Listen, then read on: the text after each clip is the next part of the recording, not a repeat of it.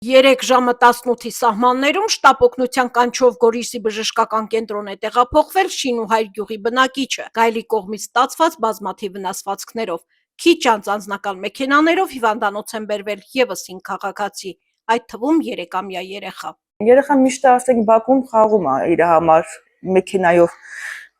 Ով կպատկերացներ, որ կարող է այդպես բան լինի։ Երեխեքից ձեներես դուրս եկան, տեսա մեր ժողովուրդը դրանց չի, որ երեխան մենակ էր դրսում,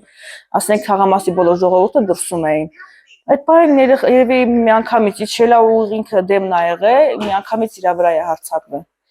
Ու այսպես էս վիճակին եկել ենք ասել հիվանդանոց։ Գայլի հարձակումից տուժած 61-ամյա մյուս քաղաքացին պատմում է, իր տան դիմաց գործանելիս հայտնվել է գայլն ու հարձակվել իր վրա, օգնության է հասել որդին։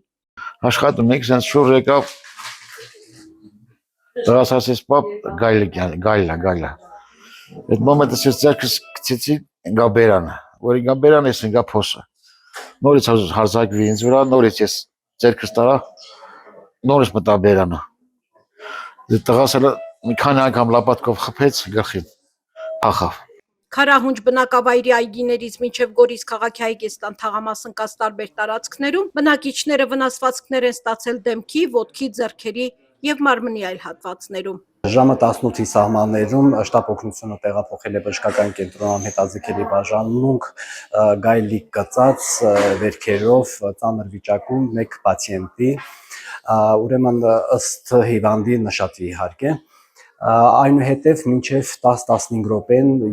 նորից ներկայացել են արդեն ինքնուրույն իրենց մեքենաներով ևս 5 պացիենտներ, ընդ որում այդ թվում մեկ երեխա 3 տարեկան։ Հիվանդներից մեկը առաջի ընդունվածը եղել է ծանր վիճակում, բազմաթիվ տրավմաներով, նաև դեմքի շրջանի ոսկրերի վնասումներով, վիճակը ծանր է։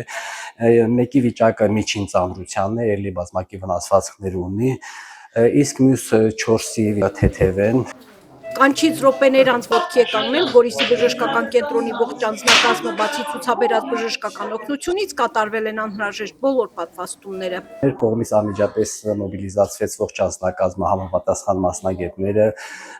կարվել են բոլորի վերքերը, հիվանդներից մեկը այդ ծանր վիճակում գտնվողը հոսպիտալացվել է, միջին ծանրության հիվանդը դեռևս գտնվում է էմերջենսիում, մյուս 4-ն էլ են գտնվում էմերջենսիում, այս պահի դրությամբ կատարվել են բոլոր պատվաստումները անհրաժեշտ հակափայտացման եւ հակակատաղության պատվաստումները, այդ թվում նաեւ համապատասխան իմունոգլոբուլինը բոլորին կատարվել է ըստ քաշի։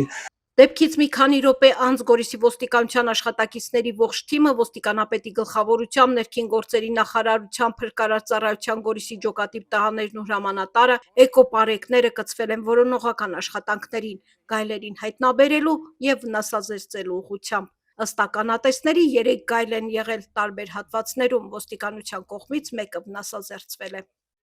Արևիկ Աբելյան, Սյունիք լուրեր։